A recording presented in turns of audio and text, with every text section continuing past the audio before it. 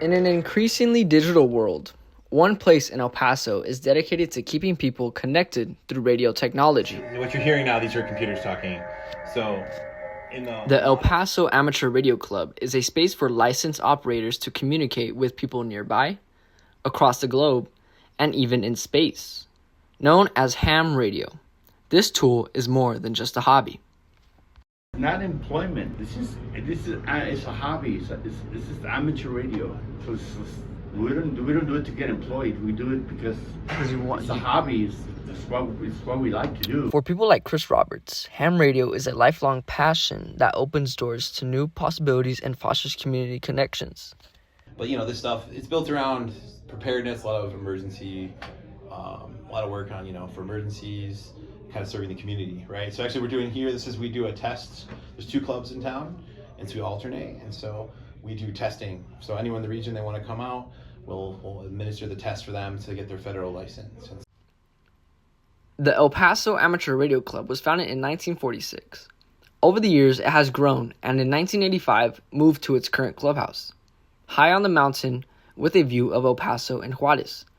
The facility includes a meeting room, a workshop, and a 48-foot tower that enables communication across vast distances. Because ham radio uses radio frequencies, it doesn't rely on cell towers or the internet. This makes it a critical tool during emergencies. Well, one of the things you'll always hear when you talk about ham radio, you'll hear the phrase "when all else fails." We look at North Carolina and Georgia and the East Coast where the hurricane was just that. There's no electricity. There's no cell phone coverage, and people are in remote areas. One of my favorite memories is when Katrina was here. It was like 2005, I guess it was. During that time, we heard communications coming from the hurricane area being transmitted out to an outlying area where people could receive the messages, and then they'd get on the landline and they'd call to the emergency center, and they'd pass that traffic. People on a rooftop, or someone was in one of the hotels. He was in diabetic shock. He needed assistance.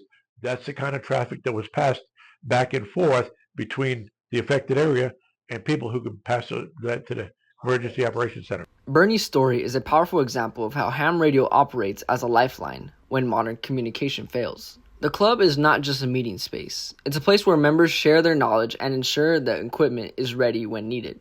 And even when operators can't be here, they can always stay connected from anywhere. It does the same thing, but in a mobile operation. And then the main body they're under the seats. Now that one, it's almost the same thing as that one up there, but in a mobile installation.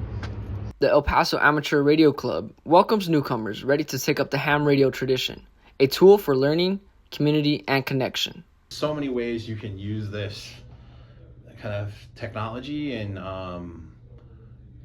the club just in El Paso is just they've been around for a long time, and we hopefully just serve that region and provide ability for people to enjoy it.